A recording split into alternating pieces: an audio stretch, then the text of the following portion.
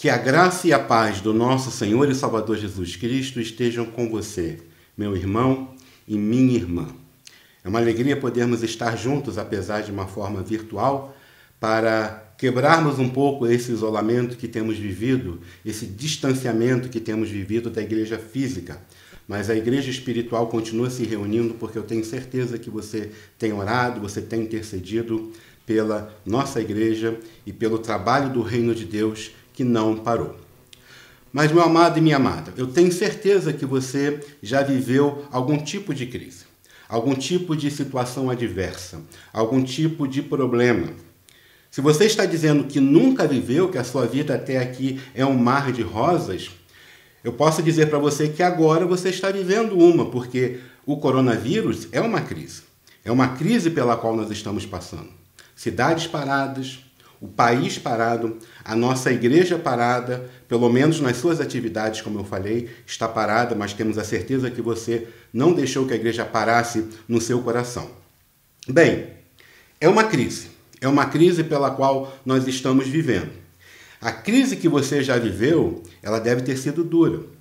Esta crise pode estar sendo dura, mas não é a minha intenção, com essa mensagem que eu quero passar para vocês nesta hora, não é minha intenção falar como a crise foi dura, ou falar como a crise machucou, ou falar como esta crise está sendo dura. Não são esses os meus objetivos. A minha oração, a minha intenção com essa palavra da parte de Deus para o seu coração é levar você para que você tenha a absoluta certeza, para que não paire nenhuma dúvida no seu coração, que nós estamos sendo cuidados pelo nosso Deus. O nosso socorro e a nossa segurança está no Senhor. É como diz o salmista, por exemplo, no Salmo 121, versículo 2, que ele vai dizer: o meu socorro vem do Senhor que fez o céu e a terra.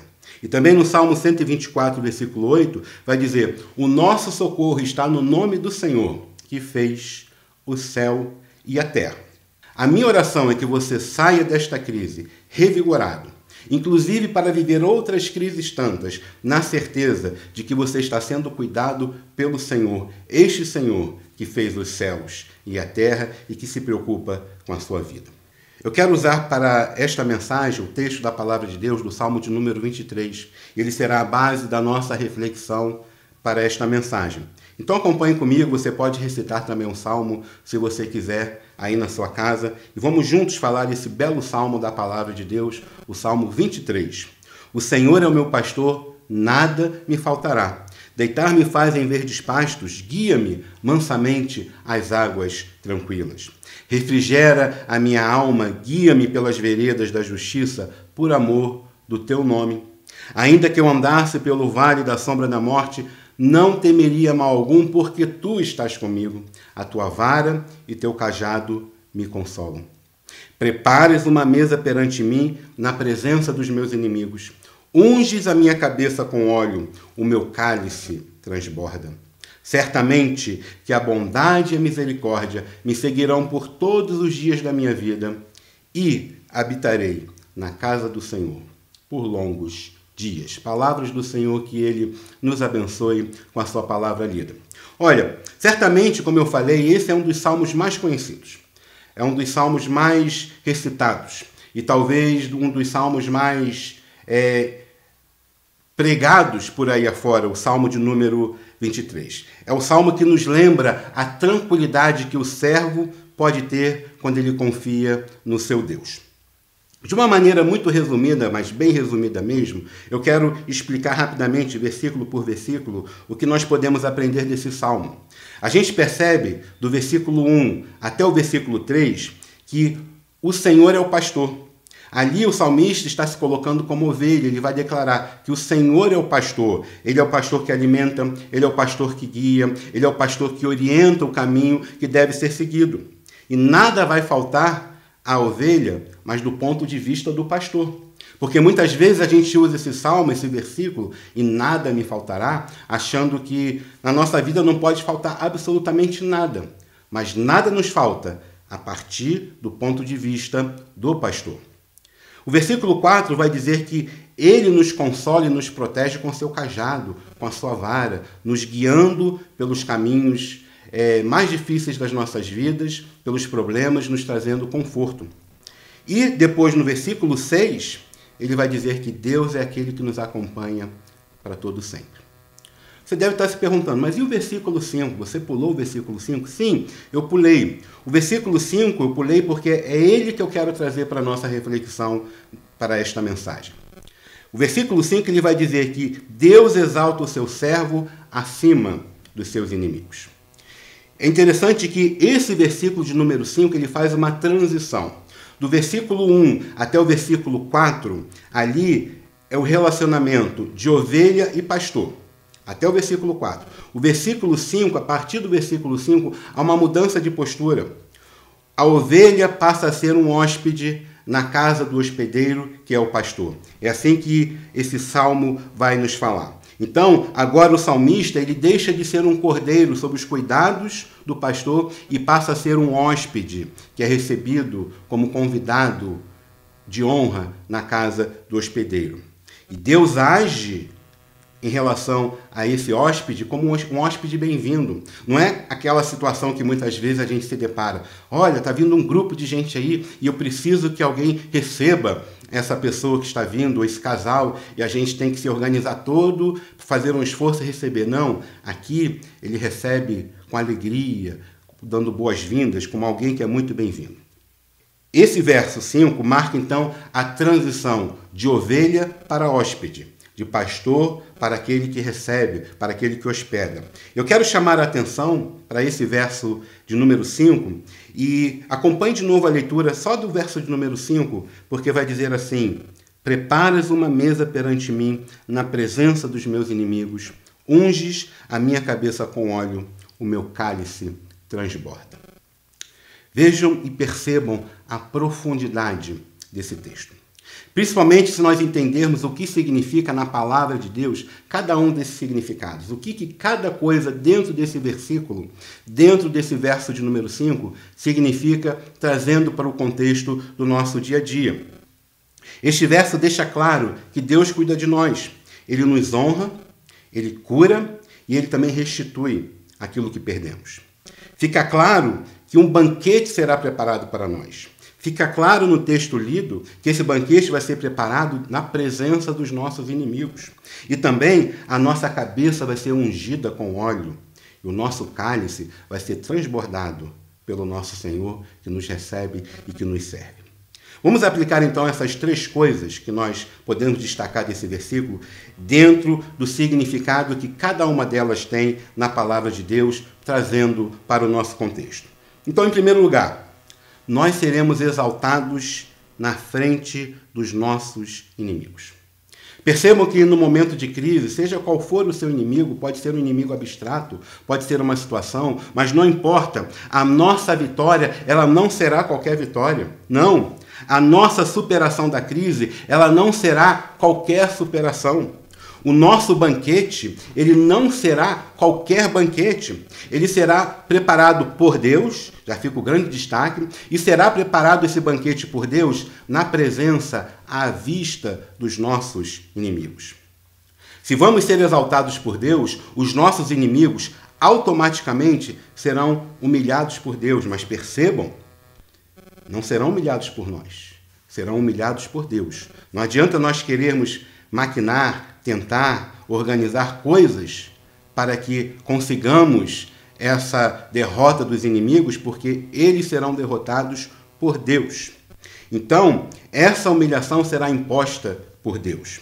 É Deus quem irá reunir os nossos inimigos, é Deus que irá pegar cada um deles, colocá-los ali comportadinhos no lugar deles, e é Deus que irá servir o banquete na presença deles. Meus irmãos e minhas irmãs, a nossa esperança para todos os momentos é que, mesmo tendo a certeza de que perseguições virão, mesmo tendo a certeza que lutas virão, mesmo tendo a certeza de que crises virão, essas que estamos vivendo e outras tantas que se levantarão, mesmo tendo todas essas certezas, a nossa maior certeza, a nossa certeza que tem que estar acima de todas as certezas, é a certeza de que Deus cuida de nós. É a certeza de que Deus está olhando por nós. É a certeza de que Deus nos dará uma vitória. A vitória. Não será uma vitória qualquer. Será uma vitória pomposa. Será uma vitória de goleada. Mas será também uma vitória que não nos será concedida na calada da noite, não. Será uma vitória que nós teremos num local e no lugar onde todos possam ver. Não será uma vitória num vale escondido, onde ninguém consiga ver, mas será uma vitória em que todos poderão observar. Deus concedeu a vitória para o seu servo. Será num lugar de destaque, em pleno dia, onde todos possam ver. E seremos assim, honrados por Deus. Leve essa certeza na sua vida. E você se sentirá sempre pronto para superar esta crise e para superar tantas outras crises que porventura ainda vêm. Tenham certeza de que Deus cuida de você e que Deus vai lhe honrar. Mas há mais nesse verso de número 5. Nós não apenas seremos honrados, mas em segundo lugar, nós teremos as nossas cabeças ungidas com óleo.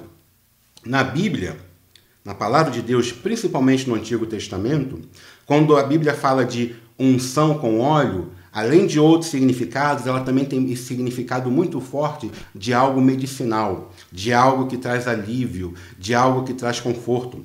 Se você se lembra bem, o Salmo de número 133, quando vai falar de como é bom e como é suave que os irmãos vivam em união, fala daquele óleo que desce sobre a cabeça, sobre a barba de Arão, sobre as suas vestes.